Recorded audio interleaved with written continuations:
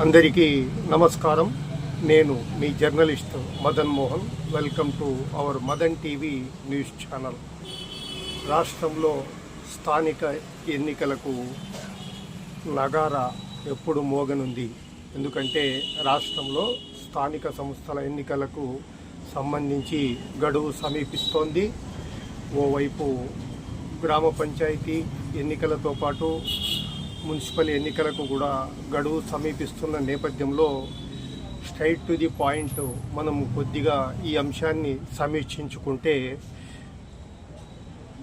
శాసనసభ ఎన్నికల్లో గెలుపు తర్వాత గడువు ఎప్పుడైనా సరే స్థానిక ఎన్నికలు సమీపించినప్పుడు అవి అధికారంలో ఉన్న పార్టీకి, ప్రతిపక్షంలో ఉన్న పార్టీకి కూడా రెండు రకాలుగా మనం పరీక్షలుగా చెప్పుకోవచ్చు. ఎందుకంటే శాసనసభ ఎన్నికల్లో గెలుపు అంటే 2024లో జరిగిన శాసనసభ ఎన్నికల్లో రాష్ట్రంలో బీజేపీ, టీడీపీ, జనసేన కూటమి గణనీయంగా స్థానాలు సాధించి అధికారంలోకి రాగా, వైఎస్ఆర్ కాంగ్రెస్ పార్టీ కేవలం 11 స్థానాలకు పరిమితమై భారీ ఓటమి చవిచూసింది. రాష్ట్రంలో కూటమి ప్రభుత్వం ఏర్పాటై దాదాపు 2 సంవత్సరాలు గడుస్తున్న నేపథ్యంలో మరి ప్రజాభిప్రాయం ఎలా ఉంది, ప్రజల్లో కూటమి ప్రభుత్వంపై పాజిటివ్ ధోరణి ఎలా ఉంది, నెగటివ్ అంశం కూడా చోటు చేసుకుందా, అలాగే గత ఎన్నికల్లో భారీగా ఓటమి చవిచూసిన వైకాపా గత 2 సంవత్సరాల్లో తిరిగి ప్రజా ఆదరణ పొందుతోందా? ఈ నేపథ్యంలో మనం పరిశీలించినప్పుడు ఎవరికి తోచిన వ్యాఖ్యానాలు వారు పేర్కొన్నప్పటికీ, స్థానిక ఎన్నికలు జరిగి ఆ ఎన్నికల్లో ఫలితాలు ఈ అభిప్రాయాలకు ప్రతిబింబంగా నిలుస్తాయంటే అతిశయోక్తి కాదు. అయితే ఇక్కడ ఇంకొక అంశాన్ని కూడా మనం పేర్కొనవచ్చు.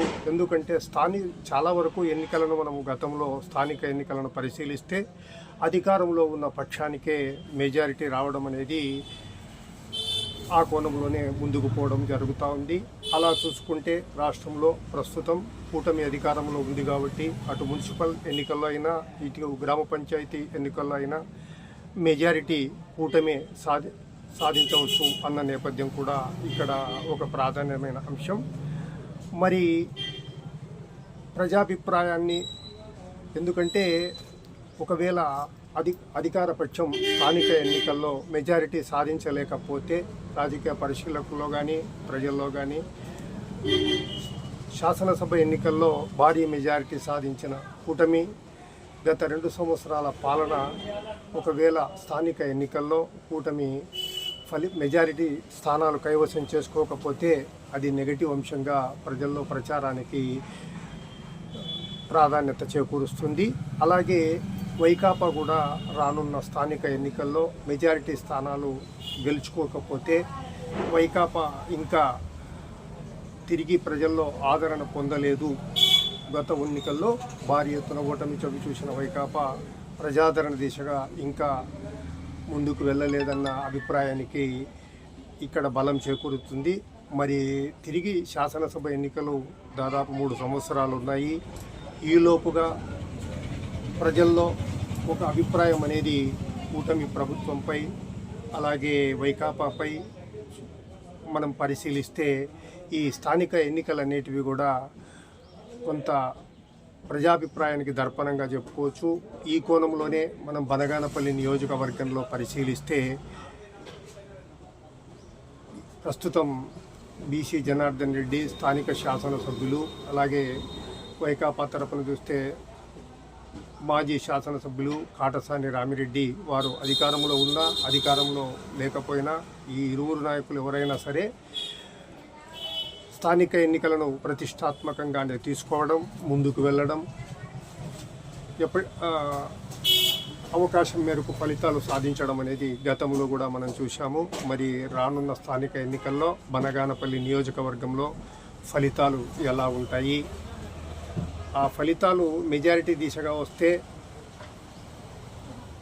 టీడీపీకి బలంగా నిలుస్తుంది.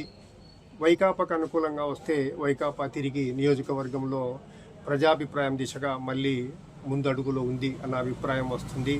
ఒకవేళ టీడీపీకి గిన తక్కువగా వచ్చాయంటే గత 2 ఏళ్ల పాలన కొంత ప్రజా ఆదరణ దిశగా లేదు అన్న కోణంలో ప్రజలు అభిప్రాయపడే అవకాశం ఉంది.